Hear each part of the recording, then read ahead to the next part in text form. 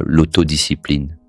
Un mot que l'on répète partout, un concept que tout le monde revendique, mais que très peu maîtrisent réellement. Pourtant, pour les stoïciens et surtout pour Marc Aurèle, l'autodiscipline n'était pas un supplément de motivation. C'était un pouvoir, une forme de souveraineté intérieure, une forteresse qui ne dépendait ni du destin, ni des circonstances, ni de l'opinion des autres. Imaginez Marc Aurèle au cœur de la campagne danubienne. L'empereur philosophe n'est pas dans un palais doré, il dort dans une tente, il écrit à la lumière vacillante d'une lampe à huile, le froid ronge ses doigts et la maladie décime ses légions. C'est là, précisément là, qu'il rédige les pensées qui deviendront les pensées pour moi-même. Et dans ces pages, il répète une idée essentielle. Ce qui trouble les hommes, ce ne sont pas les choses, mais les opinions qu'ils en ont. Cette phrase d'Épictète, qu'il inspirait profondément, résume toute la logique stoïcienne. Si vous maîtrisez votre esprit, vous maîtrisez votre vie. Mais l'autodiscipline stoïcienne n'est pas de la dureté gratuite. Ce n'est pas se forcer à tout prix. C'est une forme de clarté intérieure, une manière de décider avant le monde ce que vous allez être. Dans son journal, Marc Aurèle se rappelle chaque matin: tu vas rencontrer aujourd'hui des gens ingrats, insolents, jaloux. Mais il enchaîne immédiatement: ils sont ainsi parce qu'ils ignorent le bien et le mal. L'autodiscipline, c'est ça. Anticiper, comprendre et choisir sa réponse avant même que les événements ne vous tombent dessus. Les stoïciens voulaient former un esprit qui ne soit pas esclave de ses impulsions.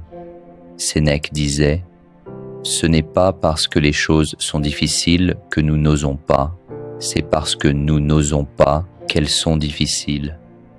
Ce qui signifie concrètement, la difficulté ne disparaît jamais, mais votre capacité à l'affronter peut, elle, devenir extraordinaire. Revenons à Marc Aurèle. Une nuit, alors qu'une rumeur circule dans le camp, un général l'informe qu'un groupe de soldats complote contre lui.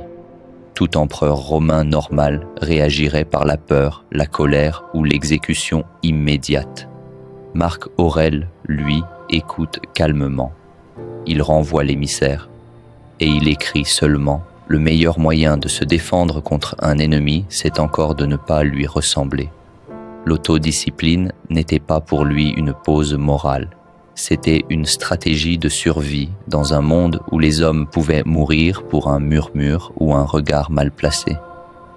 Aujourd'hui, ce pouvoir existe encore, mais il s'est déplacé. Vos ennemis ne sont plus des complots militaires. Votre champ de bataille, c'est votre concentration détruite par les notifications, votre volonté dispersée entre 10 projets, votre énergie absorbée par des habitudes qui vous éloignent de ce que vous pourriez devenir. Le stoïcisme vous dit une vérité simple: si vous ne dirigez pas votre esprit, quelqu'un d'autre le fera à votre place. Musonius Rufus, souvent oublié mais immense maître stoïcien, enseignait à ses étudiants: il existe 2 sortes d'entraînement, l'un qui appartient à l'âme seule et l'autre qui est commun à l'âme et au corps. Il leur faisait pratiquer la faim, le froid, la fatigue, non pas pour souffrir, mais pour apprendre à séparer le nécessaire du superflu.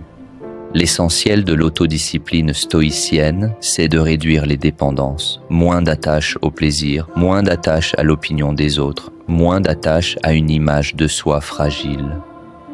Pour Marc Aurèle, la véritable force ne se voit pas. Elle se construit dans l'ombre, le matin lorsque personne ne regarde, le soir quand vous faites ce que vous aviez dit que vous feriez, même fatigué, même démotivé.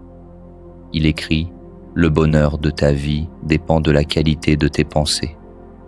Mais ce qu'il ne dit pas explicitement et que l'on comprend entre les lignes, c'est que la qualité des pensées dépend de la discipline que vous imposez à votre esprit.